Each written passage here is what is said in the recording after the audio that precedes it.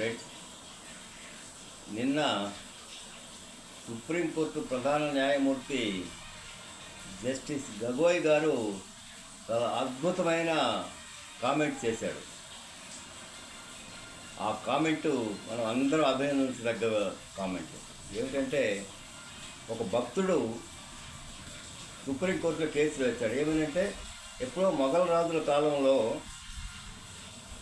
తనకు ఇష్టదైవమైన విష్ణుమూర్తి విగ్రహం తల తెగిపడిందని, అప్పటి నుంచి అది అక్కడే ఉందని, వాళ్ళ ప్రభుత్వానికి ఎన్నిసార్లు మొరపెట్టుకున్నా ఆ ప్రభుత్వం దాన్ని సరిచేయలేదని మీరైనా చెప్పి ఆ తల అతికించి, విష్ణుమూర్తి తల అతికించి తీర్పు చెప్పమని సుప్రీంకోర్టులో కేసు వేశాడు. దానికి జస్టిస్ గవోయ్ గారు చక్కని తీర్పు చెప్పారు. కామెంట్ చేశాడు. ఏమిటంటే, అయ్యా, నీవు మా కోర్టుకు వచ్చే బదులు నీకు వీరభక్తుడు కదా నువ్వు విష్ణుమూర్తికి, ఆ విష్ణుమూర్తికే చెప్పుకుంటే ఆయన ఏదో ఒక సమాధానమో తీర్పు చెప్పేవాడు కదా అని చాలా చక్కగా చెప్పాడు.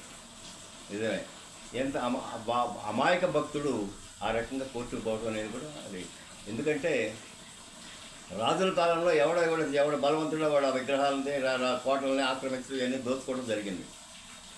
మొఘల కాలంలో కూడా ఏదో విగ్రహం చాలా తెగిపోయింది. ఇప్పుడు శంకరాచార్యుడి కాలంలో దేశంలో ఉన్న బౌద్ధ ఆరామాల అన్నింటినీ కూడా కూలగొట్టేసి వాటి శిథిలాల మీద విష్ణాలయాలు, శివాలయాలు కట్టారు. ఇప్పుడు దానికి ఇలాంటి అంధభక్తులు ఏమి సమాధానం చెప్తారు?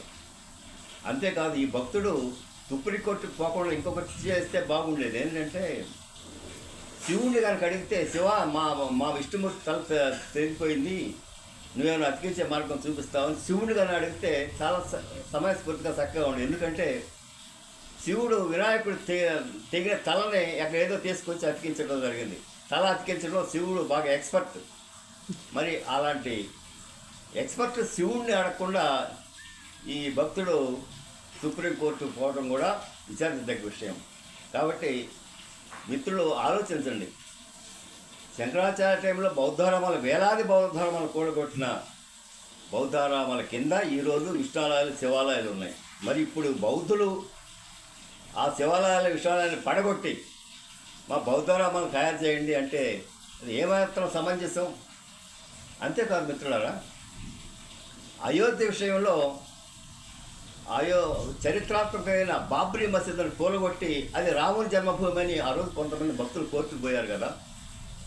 మరి అప్పటి జడ్జి కూడా, సుప్రీం జడ్జి గగోయ్ ఆయన పేరు, ఆయన కూడా రాముడే చూసుకుంటాడులే, ఆయన స్వస్థలము పుట్టిన విషయము మీకెందుకు భక్తులు అని ఉంటే చాలా చక్కగా ఉండేదేమో. అయోధ్యలో రాముడి గుడి ఎంత కట్టకుండా ఆయనే చూసుకుంటాడంటే చాలా బాగుండేది సమయస్ఫూర్తిగా. మరి ఆయన తర్వాత రాజ్యసభ సభ్యుడు కూడా అయ్యాడు రిటైర్ అయిన తర్వాత. సరే, ఏమైనా కానీ ఈరోజు సుప్రీంకోర్టు జడ్జి గవాయ్ గారు ఆ భక్తుడిని ఆ తల అతికించేదాన్ని మీ దేవుడే చూసుకుంటాడు కదా, ఆయనగా మొరపెట్టుకోకూడదా అని చెప్పడం మాత్రం హేతువాద సంఘం చాలా అభినందిస్తుంది గవాయ్ గారిని. Thank you.